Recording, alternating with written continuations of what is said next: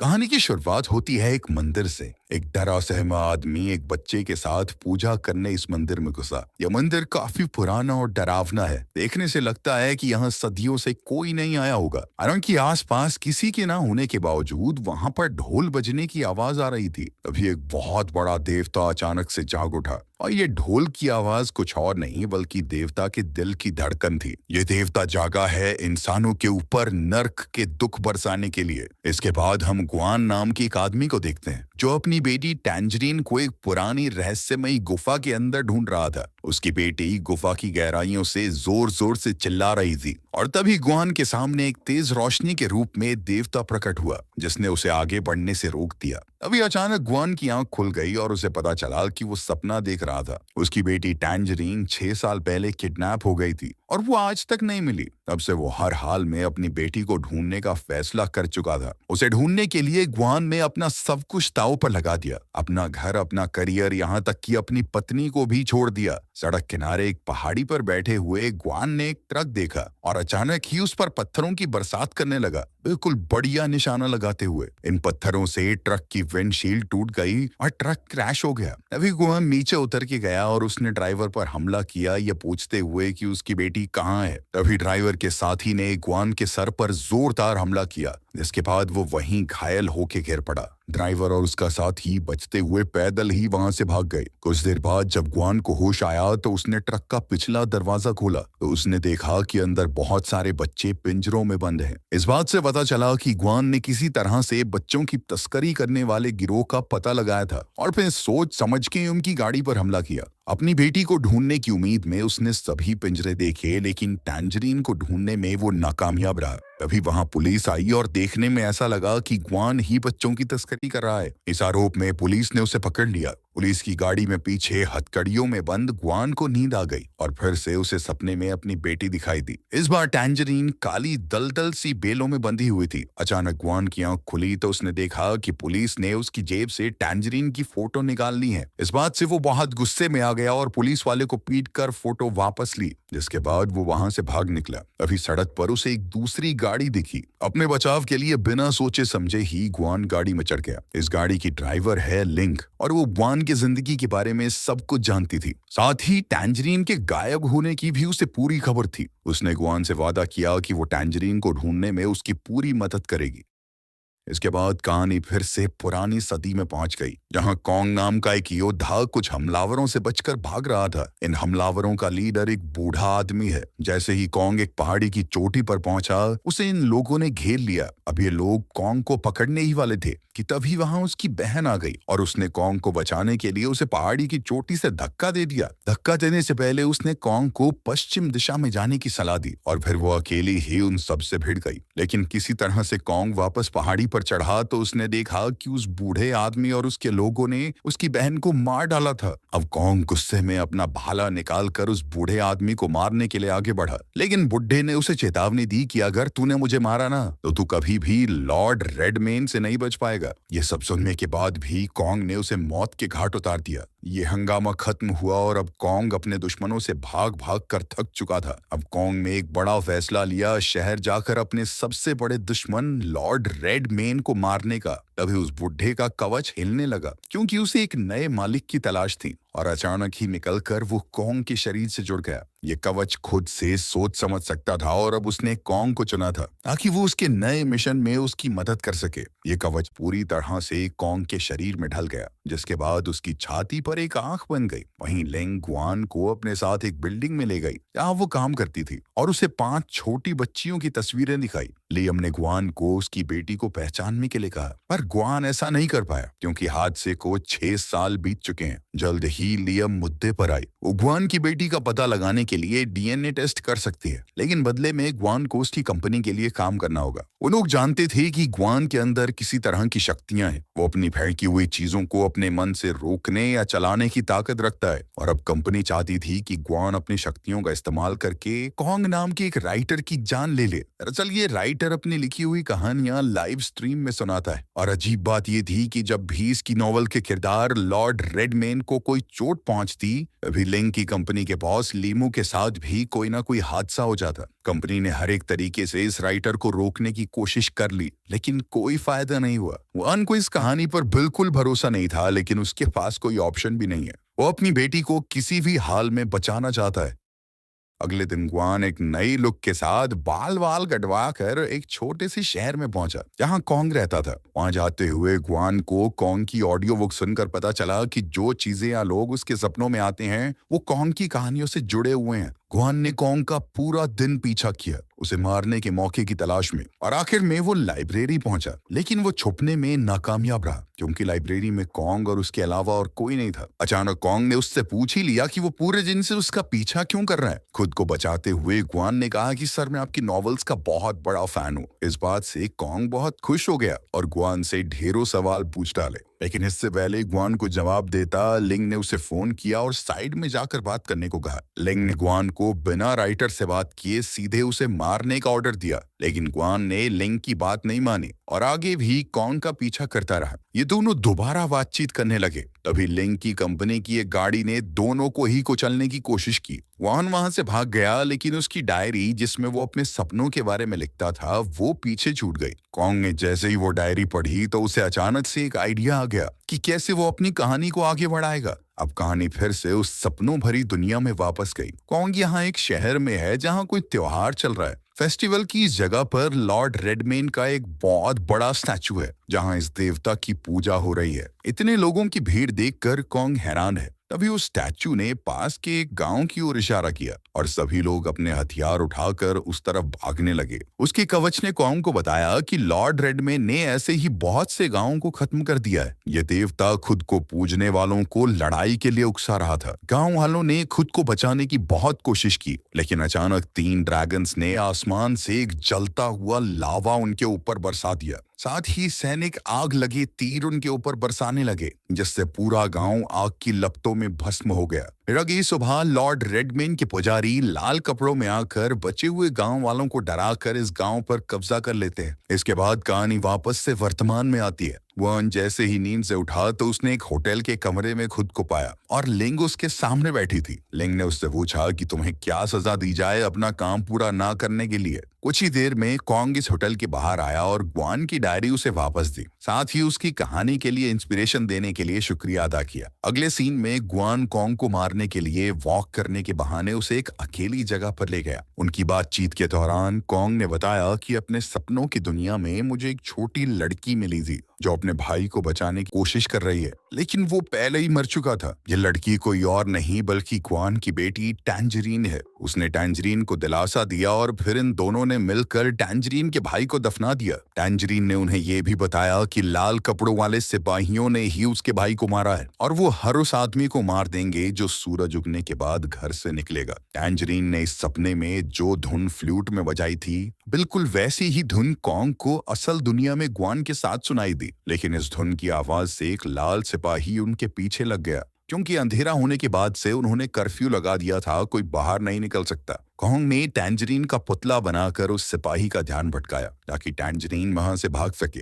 पुतले को लड़की समझकर जब सिपाही कॉन्ग के पास पहुंचा तो कॉन्ग ने उसके सर के कवच पर वार किया। जैसे ही कवच फटा तो ग्वान का चेहरा बाहर आया जो अब कॉन्ग को मारने के लिए तैयार था। लेकिन जैसे ही ग्वान कॉन्ग को मारने लगा तभी टैंजरीन दोबारा वहां आ गई और ग्वान का ध्यान अपनी तरफ खींच लिया। लेकिन इस बार न जाने क्यों वो हिल नहीं पाया। इसी बात का फायदा उठाकर कॉन्ग और टैंजरीन वहां से भाग निकले। असल दुनिया में कॉन्ग ये सब लिख ही रहा था कि तभी ग्वान पीछे से उसके पास आया। ग्वान को यही सपने अपनी ख्याली दुनिया में दिखाई दिए थे जो अभी अभी कॉन्ग ने अपनी नॉवल में लिखे। ग्वान ने पत्थर उठाकर कॉन्ग पर हमला किया जिससे वो बेहोश हो गया और एक खड्डे में जा गिरा। वो वही धुन गुनगुनाते हुए अपना आखिरी वार करने कॉन्ग के पास आया जो कॉन्ग ने अपनी नॉवल में लिखी थी। लेकिन तभी रोड के बीचों बीच उसे एक बच्चे की आवाज आई जो वही धुन गुनगुना रहा था। लेकिन ये धुन उस बच्चे को पता कैसे हो सकती है? तो ग्वान सिर्फ अपनी बेटी के लिए गाता था। ग्वान ने उस बच्चे से पूछना चाहा कि ये तुमने कहां पर सुनी। बच्चा डर कर वहां से भागने लगा और उसका पीछा करते हुए ग्वान को वैसा ही लगा जैसा उस नॉवल में टैंजरीन और कॉर्न का पीछा कर रहे लाल सिपाही को लग रहा था। खैर लड़का तो मौका देखकर भाग निकला, लेकिन उसका पीछा करते हुए ग्वान गलती से छोटी सी पार्टी में पहुंच गया। हैरानी की बात यह थी कि इस पार्टी में ग्वान को टैंजरीन का किडनैपर मिल गया, जो अपने उस दोस्तों के साथ मस्त पार्टी कर रहा था। उनके बीच तुरंत लड़ाई शुरू हो गई और ग्वान ने अपनी शक्तियों का इस्तेमाल करके उन्हें हरा दिया। उसने किडनैपर से पूछा कि मुझे सच बता मेरी बेटी कहाँ है। डरते हुए किडनैपर ने सच बोल ही दिया। पता चलता है कि टैंजरीन को किडनैप करते हुए उसे ड्रग की डोज थोड़ी ज्यादा दे दी गई थी, जिस वजह से टैंजरीन की मौत हो गई। जिसके बाद किडनैपर ने उसे बोरी में डालकर पहाड़ी के एक हिस्से में सड़ने के लिए छोड़ दिया। अपने गुस्से और दर्द से पागल होकर ग्वान उसका गला घोंटकर उसे मार देना चाहता था, लेकिन तभी लिन वहां गई और फिर ग्वान को बेहोश करके अपनी गाड़ी में ले गई। जब ग्वान को होश आया तो उसने लिंग से कहा कि वो किडनैपर बोल रहा था मेरी बेटी मार दी उसने। लीनू जो कि लिंग का बॉस है ये सारी बातें सुन रहा था और उसने लिंग को ऑर्डर दिया कि ग्वान को कह दो कि उसकी बेटी मरी नहीं है। वो किडनैपर झूठ बोल रहा था, लेकिन लिंग सिर्फ अपने फायदे के लिए ग्वान से इतना बड़ा झूठ कहने से कतरा रही थी। अब ग्वान ने लिंग से कहा कि मैं कॉन्ग को मार दूंगा, उसकी चिंता तुम मत करो, मुझे बस वो किडनैपर चाहिए, उसे मैं अपने हाथों से मारना चाहता हूँ, पुलिस कस्टडी से निकाल कर लाओ उसे मेरे लिए। इसके बाद हम देखते हैं कि लिंग का बॉस उससे काफी नाराज था, क्योंकि उसने तो लिंग से कहा था कि कह दे कि इसकी बेटी जिंदा है, लेकिन लिंग इतना नीचे नहीं गिरना चाहती थी। वहाँ उस ख्याली दुनिया में कॉन्ग और टैंजरीन उस लाल सिपाही से बचकर शहर में आ गए और उन्होंने इस लड़ाई की वजह से काफी लोगों को बिना वजह मरते देखा। वो दोनों टैंजरीन की घर पहुंचे तो पता चला कि टैंजरीन के घर वाले कुछ समय पहले मर चुके हैं, क्योंकि वो कर्फ्यू के समय बाहर निकल गए थे। वो बात कर ही रहे थे कि तभी लॉर्ड रेगमेन के कुछ फॉलोअर्स वहां घुस आए और उन दोनों को मारने की कोशिश करने लगे। कॉन्ग टैंजरीन की जान बचाने के लिए एकदम से आगे कूद पड़ा, जो बात उसके कवच को काफी अलग लगी। वाह हीरो बन रहा है वो। असल दुनिया में कॉन्ग ग्वान को एक बिल्डिंग की छत पर मिला, इस बात से पूरी तरह अनजान कि जिस आदमी ने उस पर पहले हमला किया था वो खुद ग्वान ही है। ग्वान को पता चला कि अपने नॉवल में कॉन ने ग्वान को लाल सिपाही के किरदार में डाला है, इसलिए जो चोट सिपाही के सर पर लगी थी वो अब ग्वान के सर पर भी है, तो ग्वान को किडनैपर से लड़ते हुए लगी थी। ग्वान ने कॉन्ग की नोटबुक ली तो उसे पता चला कि जो भी उसे अजीबोगरीब चीजें दिखती हैं वो कॉन्ग ने अपनी किताब में लिखी हुई है। पर हैरानी की बात ये थी कि इस नॉवल में टैंजरीन भी एक जिंदा किरदार है। इस बात से ये चीज तो एकदम साफ हो चुकी थी कि कॉन्ग ने जाने अनजाने में अपने नॉवल का एक पैरेलल यूनिवर्स बना दिया है और वो इस नॉवल में जो कुछ भी लिखता है वो इस दुनिया के लोगों के साथ भी होता है। कॉन्ग ने बताया कि आखिरी चैप्टर में उसे और टैंजरीन को बहुत सारे रेडमेन के सिपाहियों ने घेर लिया था, जिसके बाद ग्वान ने आइडिया दिया कि कुछ भी करके उन्हें लड़ाई तो जीतनी चाहिए। अब कहानी फिर से उस काल्पनिक दुनिया में पहुंच गई जिसमें कॉन्ग अब रेडमेन के सिपाहियों से लड़ने वाला है। अचानक कॉन्ग के कवच ने उसके शरीर को छोड़ दिया और एक ऐसे जीव में बदल गया जो अपनी मर्जी से कोई भी हथियार बना सकता था।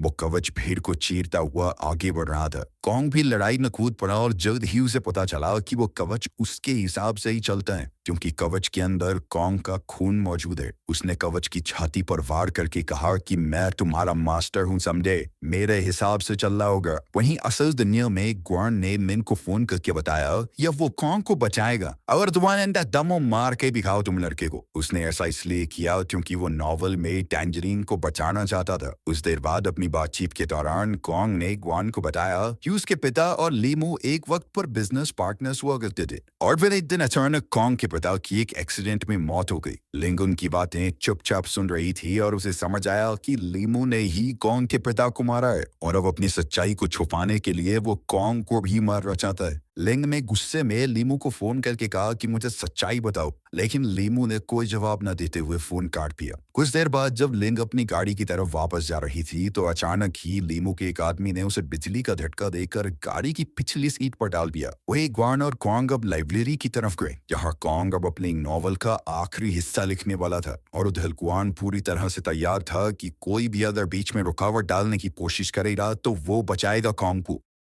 वहीं उस ख्याली दुनिया में कॉन्ग और टैंजरीन रेडमेन के महल में पहुंचे, जहां उन्हें हजारों की तादाद में लाल सिपाही पुतले बने हुए दिखाई दिए। कॉन्ग को पता चला कि रेडमेन के लोग इसी वजह से कर्फ्यू लगा देते थे, क्योंकि सूरज ढलने के बाद ये लाल सिपाही पुतले बन के बैठ जाते हैं। इसी दौरान अचानक लीमू के गुंडे लाइब्रेरी पहुंच गए और ग्वान ने अपनी शक्तियों का इस्तेमाल करके उनका सामना किया। लेकिन लीमू के गुंडे के पास बिजली को कंट्रोल करने की शक्ति थी। उसने ग्वान पर पानी फेंक कर उसे फर्श पर गिरा दिया और गिरे हुए पानी से उसे बिजली का तेज झटका दिया। ग्वान उससे सीधे तौर पर नहीं लड़ पा रहा था तो वो छुप गया। उसने मौका देखकर रबड़ के ग्लव्स पहनने के बाद ही उस पर अटैक किया ताकि उसे बिजली का झटका न लगे। ग्वान का सामना एक दूसरे हमलावर से हुआ जो काफी ज्यादा ताकतवर था और ग्वान उसकी ताकत के सामने टिक नहीं पाया। उसकी किस्मत अच्छी थी कि लिंग किसी तरह खुद को छुड़ा कर उसकी मदद करने यहाँ पहुंची थी। अब इन दोनों ने मिलकर हमलावर का सामना किया और उसे मार डाला। काल्पनिक दुनिया में कॉन्ग और टैंजरीन आखिरकार लॉर्ड रेडमेन के पास पहुंच चुके थे, जो कि 4 हाथों वाला एक बहुत बड़ा जीव था। यहाँ पता चलता है कि कॉन्ग असल में रेडमेन के भाई का बेटा है, जिसे रेडमेन ने बहुत समय पहले मार डाला था। ये कहानी असलियत से बिल्कुल मिलती जुलती थी क्योंकि लीमू ने कॉन्ग के पिता को मारा था और वो भी बिल्कुल भाइयों जैसे बिजनेस पार्टनर्स थे। ये जानकर कॉन्ग बहुत गुस्से में आ गया और उसने रेडमेन को लड़ाई के लिए ललकारा। बाहर जाकर रेडमेन ने कॉन्ग को एक पेड़ दिखाया जहां उसके पिता को दफनाया गया था। लड़ाई शुरू हुई तो उस कवच ने फिर से एक जीव का रूप ले लिया ताकि वो दोनों मिलकर रेडमेन का सामना कर सकें। लेकिन वो दोनों एक साथ भी रेडमेन का बाल में उखाड़ पाए। जैसे ही रेडमेन घायल कॉन्ग को जान से मारने वाला था, तभी टैंजरीन अपनी बांसुरी से वही धुन बजाने लगी क्योंकि उसके पिता ने उसे सिखाया था कि जब भी वो मुसीबत में हो तो इस धुन को बजाए। लेकिन रेडमेन को इससे और गुस्सा आ गया और उसने टैंजरीन को पकड़ के अपने पेट के अंदर समा लिया। असल दुनिया में एक तीसरे गुंडे ने लाइब्रेरी में घुसकर कॉन्ग को चाकू मार दिया था और किसी को भी इस बात की खबर नहीं हुई। जल्द ही ग्वान और लिंग ने उसे ढूंढा और इस तीसरे हमलावर को भी मारकर वो जल्दी से कॉन्ग को हॉस्पिटल ले गए। ग्वान कॉन्ग के लैपटॉप में कहानी देखकर ये सोचने लगा कि इस नॉवल को कैसे पूरा किया जाए। तभी लीमू कमरे में आया और बताया कि उसका प्लान था कॉन्ग और ग्वान को एक साथ मारना। ये देखने में ऐसा लगे कि दोनों ने एक दूसरे को मार डाला। यह प्लान बिल्कुल सही था क्योंकि पुलिस को कॉन्ग के नॉवल में एक टैंजरीन का नाम मिलेगा और इसके बाद कहानी आसानी से बन जाएगी कि ग्वान को शक हो गया होगा कि कॉन्ग ने ही उसकी बेटी को अगवा किया है। इसी चक्कर में उसने कॉन्ग को मार दिया। अब लीमू को कॉन्ग का कंप्यूटर चाहिए था लेकिन ग्वान ने उसे देने से इनकार कर दिया क्योंकि अब वो कहानी को पूरा करेगा। उधर उस काल्पनिक दुनिया में जैसे ही रेडमेन कॉन्ग को मारने वाला था, अभी अचानक से एक लाल सिपाही ने वहां आकर रेडमेन पर मशीन गन से हमला कर दिया। ये ग्वान था जो अपनी बेटी को बचाने आया था। उस मशीन गन के हमले से रेडमेन घायल हुआ। उधर कॉन्ग ने हिसाब लगाया कि रेडमेन के माथे के बीचों बीच एक हथियार लटका हुआ था और वो मौका देखकर इस हथियार को खींचने लगा, ये सोचकर कि शायद यही रेडमेन की कमजोरी होगी। लाल सिपाही ने भी इसे खींचने में उसकी मदद की और इस हथियार को खींचते हुए उन्होंने रेडमेन का पूरा शरीर चीर डाला। यह प्लान आखिरकार काम कर गया और वो विशालकाय जीव खत्म हुआ। उसके मरते ही टैंजरीन भी उसके पेट वाली जेल से आजाद हो गई। आखिरकार बाप और बेटी उस दुनिया में मिल गए। वहीं असलियत में लिंजे पढ़ रही थी कि ग्वान ने नॉवल को कैसे खत्म किया और जैसे ही उसमें रेडमेन की मौत हुई वहां लीमू की भी जान चली गई। आखिर में ग्वान को दोबारा से वही धुन सुनाई थी और वो हॉस्पिटल के बाहर देखने के लिए भागा। तभी उसे वही लड़का दिखा जिसका वो पीछा कर रहा था, लेकिन इस बार उसके साथ एक लड़की भी थी जो कोई और नहीं बल्कि उसकी बेटी टैंजरीन ही है। चलो बाप बेटी मिल गए, कॉन्ग भी बच गया, हो गई अब दी एंडिंग। मिलते हैं अगली वीडियो में।